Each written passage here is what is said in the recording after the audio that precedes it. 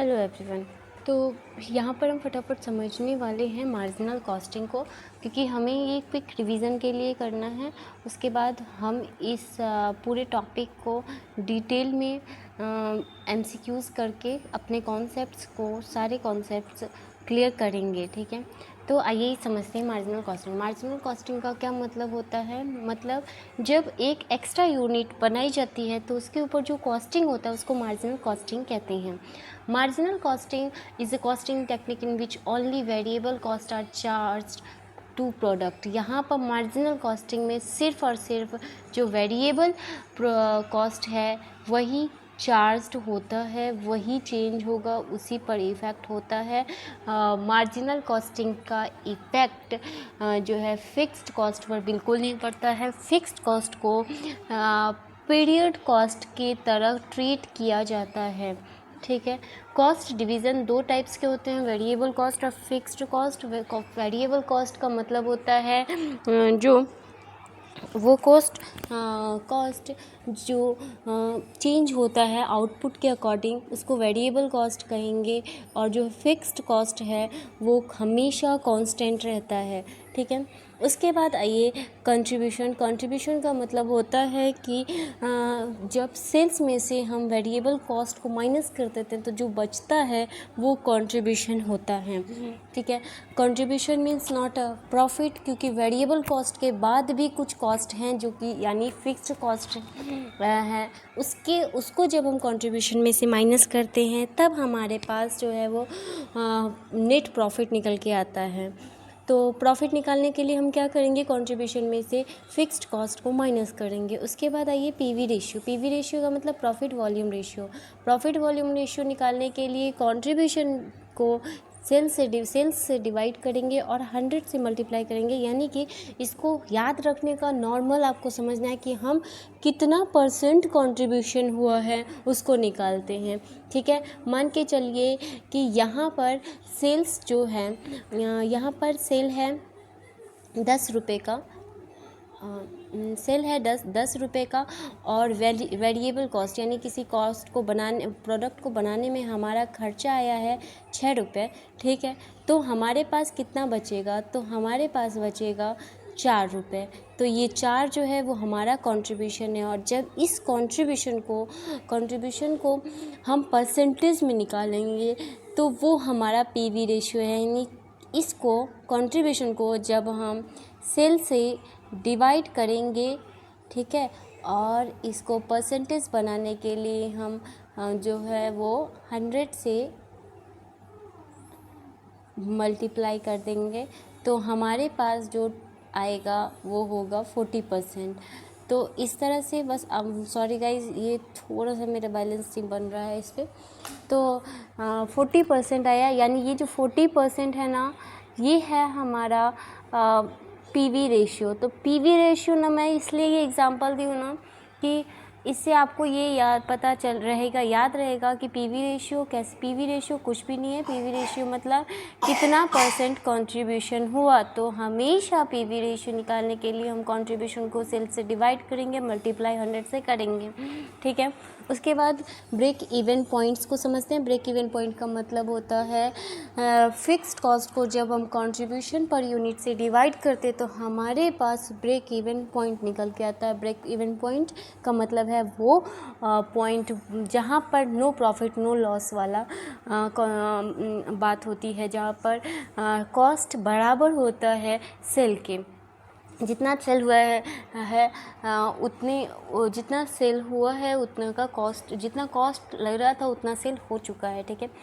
और जब देखो इसी को सेल्स का वॉल्यूम निकालते हैं तो कितना सेल, अगर क्वेश्चन में ऐसा आता है कि कितना सेल करने के बाद ब्रेक इवन पॉइंट आएगा, तो उसके लिए हम फिक्स्ड कॉस्ट को जब पीवी रेशियो से डिवाइड करेंगे तो हमारे पास ब्रेक इवन पॉइंट सेल्स का पता चल जाता है। नेक्स्ट पॉइंट है margin of safety. Margin of safety का मतलब होता है, मार्जिन ऑफ सेफ्टी का मतलब ये है कि वो अमाउंट, वो यूनिट जिसके बाद ब्रेक इवन पॉइंट आ जाता है, ठीक है, वो कहते हैं सुरक्षा का घेरा। तो वो एक सुरक्षा का घेरा, इसके बाद जैसे गई तो वो एक बॉर्डर लाइन और उसके बाद लॉस में चले जाएंगे।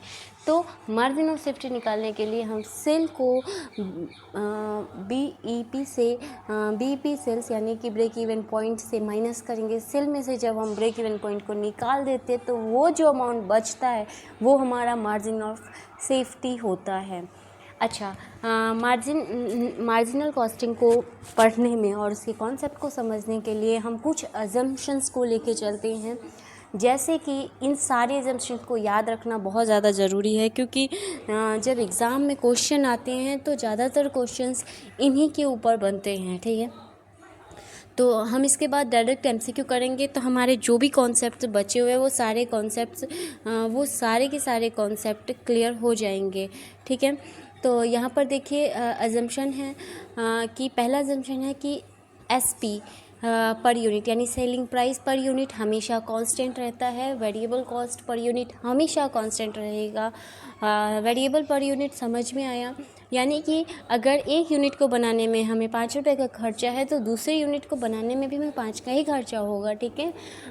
उसके अलावा क्योंकि हम सेम चीज़ें यूज़ करेंगे तो वेरिएबल कॉस्ट तो इक्वल पर यूनिट रहेगा ना, इसीलिए वो भी कांस्टेंट है। फिक्स्ड कॉस्ट भी कांस्टेंट है और प्रोडक्ट हम ये अज्यूम करते हैं कि प्रोडक्शन जितना हो रहा है उतना ही सेल्स हो रहा है, ठीक है। अच्छा, अब उसके बाद ये सारे पॉइंट्स मैंने कीवर्ड्स की तरह इसको यूज़ किया है बच्चों।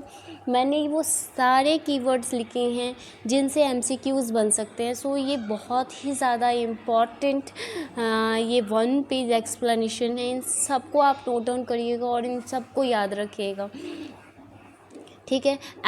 एप्लीकेशन कहाँ अप्लाई होता है मार्जिनल कॉस्टिंग, तो देखिए सीवीपी यानी कि कॉस्ट वॉल्यूम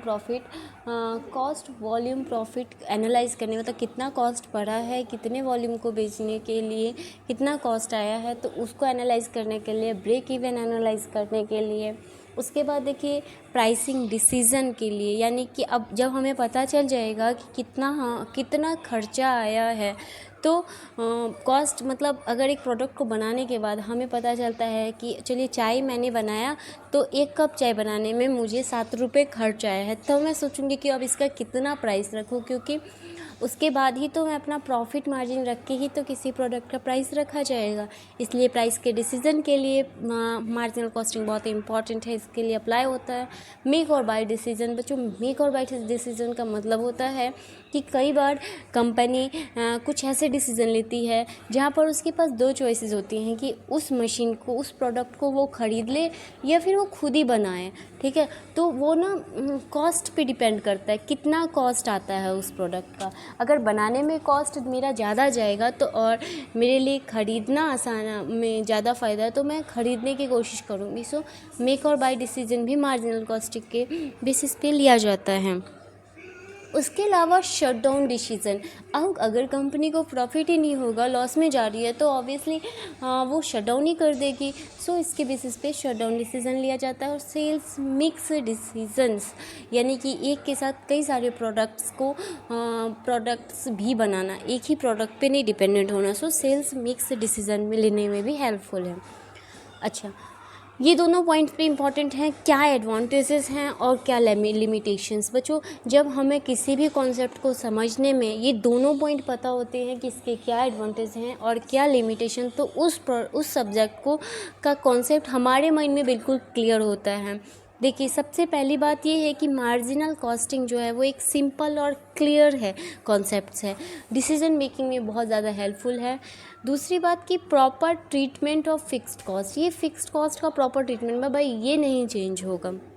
उसके अलावा ये शॉर्ट टर्म प्लानिंग के लिए यूज़फुल होता है। तो ये 4 पॉइंट सबको याद रखना है। अच्छा, लिमिटेशंस क्या है भाई, क्या क्या लिमिटेशंस हैं, तो देखिए ये एक्सटर्नल रिपोर्टिंग के लिए वैलिड नहीं है। देखो जो जितने भी कॉस्टिंग्स हैं कॉस्टिंग के जितने भी कॉन्सेप्ट्स हैं, जितने फार्मूले, जितने भी रूल्स हैं, ये सब इंटरनल रिपोर्टिंग होती है।